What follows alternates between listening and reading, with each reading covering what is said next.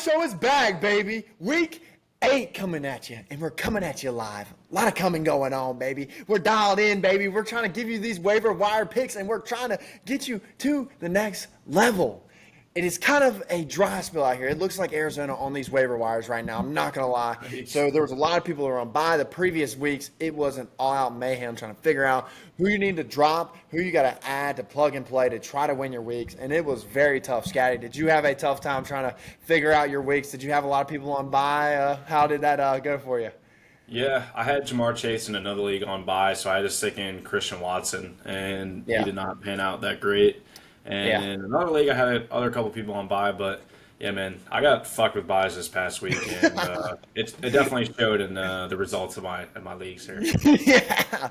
Hey, I'm not gonna lie. You told the people too to pick up Mr. Sam Howell last week. That was your guy, the QB. You were howling for him. You know, I'd howl for him a little bit, and I know you were howling after him. And Giants D stood up this week. I mean, they stood up against the Bills. They stood up against Sammy. I mean, is this a legit defense? I'm not sure, you know. No. I mean, you don't think it is? No, somehow, Sam Howell, I mean, he probably just had an off game, I think. I don't know. I mean, I get he's a rookie, but I picked him up too in another league, and I was expecting him to go off, and I guess just the Giants D stepped up, you know. Yeah. It's just what happens sometimes. I mean, I don't know. Yeah, I got you. But let's get straight into the waiver wire ads. But before we get into it, make sure to like, subscribe, comment. We answer every single comment. I swear we answer every single comment. Check our history. Check us, bitch. We answer it.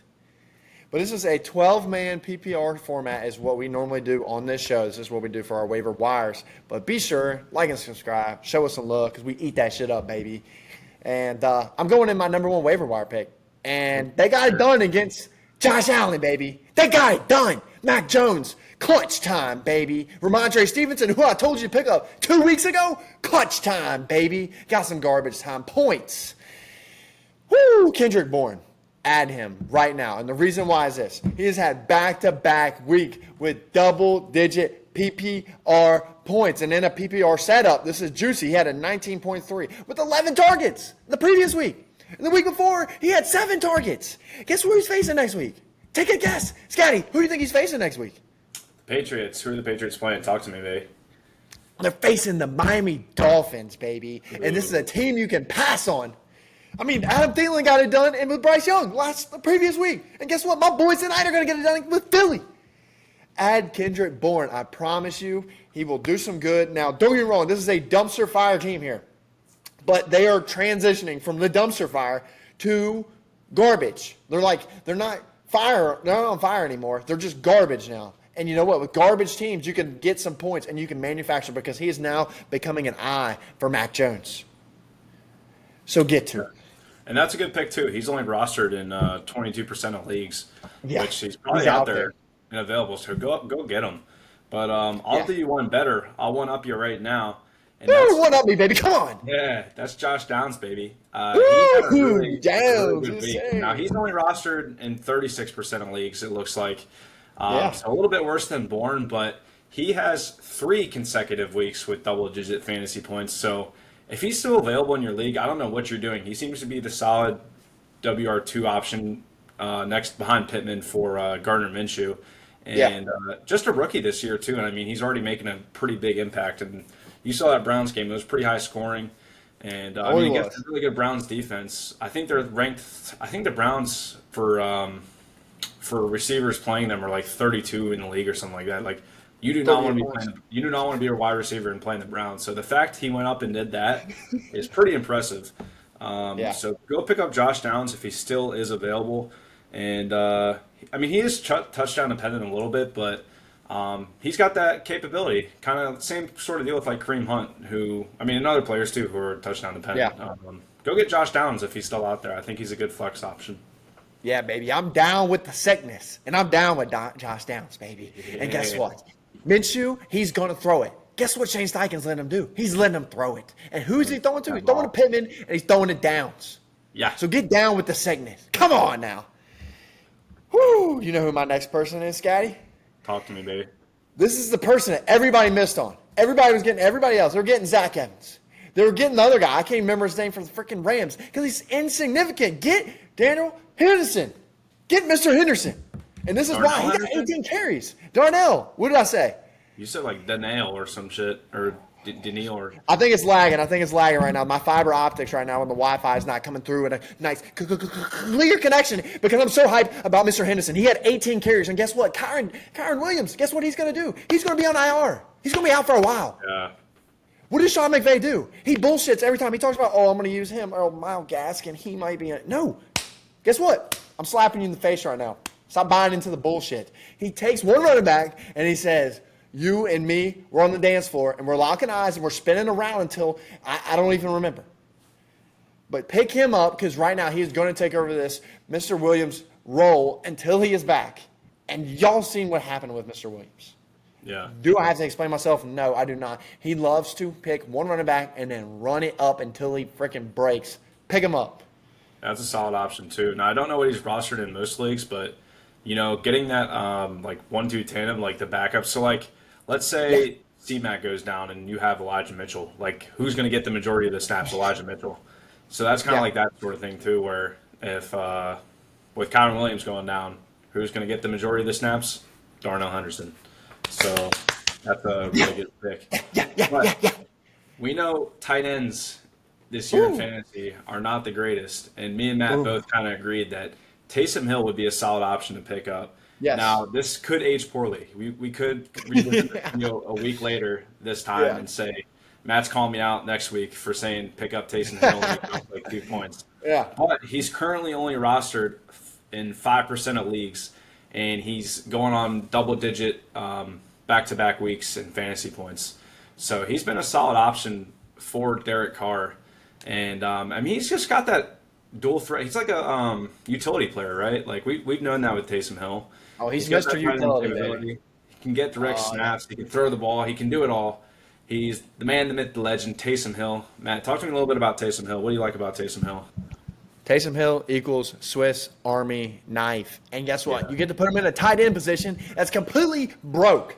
Tight ends are completely broke. Unless you have Travis Kelce, unless you got Mark Andrews, or you got TJ Hawkinson, it is broke. Put him in there, you will have upside. If you're going against some freaking Goliath person next week, put Taysom Hill in there. Yeah, why not? Do not roll out some person off the fucking waiver wire who might get you 5 or 10 points. Who gives a about getting 10 points? His ceiling is so high that if he scores like 5 points, who cares? Your other tight end was going to score 5 points too. You might as well want a higher ceiling than like a lower ceiling. Exactly. We were trying to chase these goal line attempts because he also gets goal line attempts and running it in. And, he's never been a pass catcher, but this week he caught passes. This is right now a Saints offense that is distraught. They don't know what to do. They're trying different things. So why not get the Swiss Army knife that's always been reliable for this team? Yeah. Come on now. Exactly. And I'm going to stick to tight ends. This tight end probably got pushed down because of bye weeks. He probably got dropped. That's Mr. Dr. Schultz. I have him in another league. I was able to keep him on my team. But I know some people have dropped him in other leagues. I picked him up this past week. Yeah. And he's down there on the bye. He's going to get shoot up this week, and he's going to be the best tight end out there. The reason why is I'm not a huge fan of his actual skill. I'm a fan that he's tied to C.J. Stroud. And I like that C.J. Stroud throws the ball. He throws the ball a lot. You got people like Nico, Tank Dells, eventually, hopefully, you're going to come back.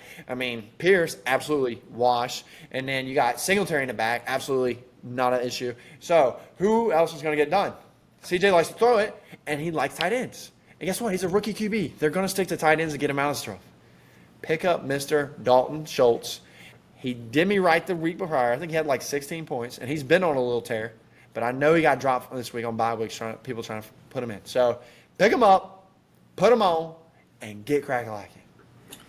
Also, too, I want to give you a shout-out for my last guy moving forward here. A couple weeks ago, I think it was maybe 2 weeks ago, you said to pick up this guy, and he came out with a straight dud. But today, he played really well. And that's your boy, Demercado, for the Cardinals. Woo, yes.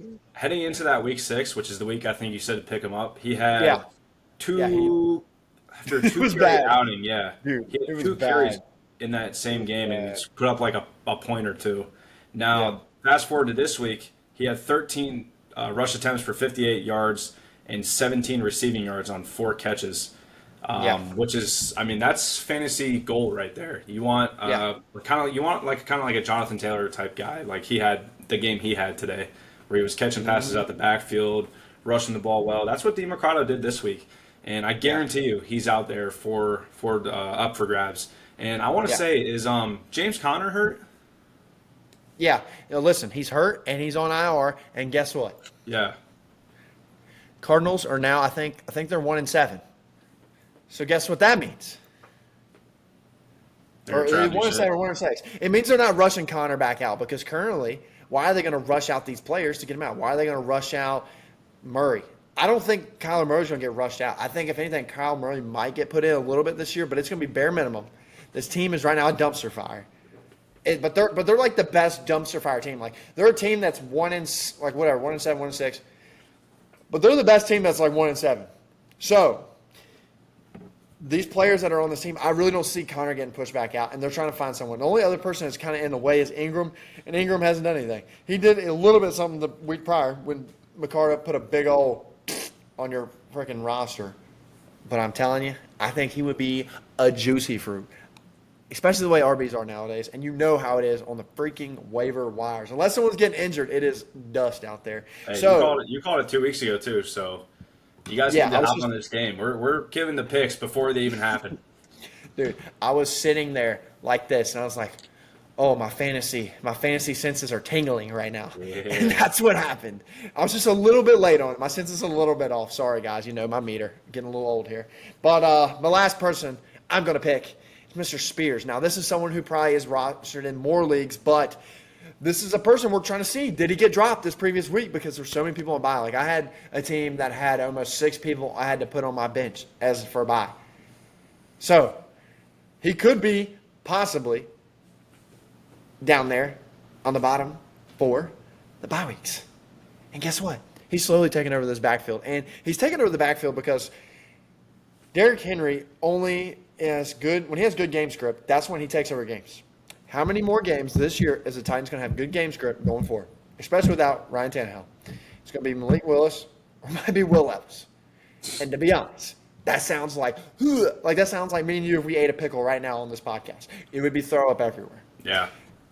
Do you want someone who's going to be explosive and pass catching, or is you going to give the ball to Derrick Henry when you're down 14? That's not going to happen. Spears is going to eat up. So I would low-key, you could drop like a little sneaky trade for him, or I would try to pick him up on the waiver wire, especially if he got pushed off. So, that's my last juicy fruit of the week of the waiver wires. Is that all you got too, baby? All I got, baby. Let's wrap this thing up like a dirt Ooh-wee! Stay in tune with these shows. Like I said, if you got to this point, like, subscribe, thumbs up, thumbs down, comment. I don't give a fuck. Just do something. Come on. We are dogs, and we're hungry. Baby, we're hungry for your energy. Let's build this cult. Let's build this team, and let's keep getting after it. Stay tuned in this week. We're going to keep dialing it in. We'll see you in the next one. This is Out of Pocket Sports, baby. Peace.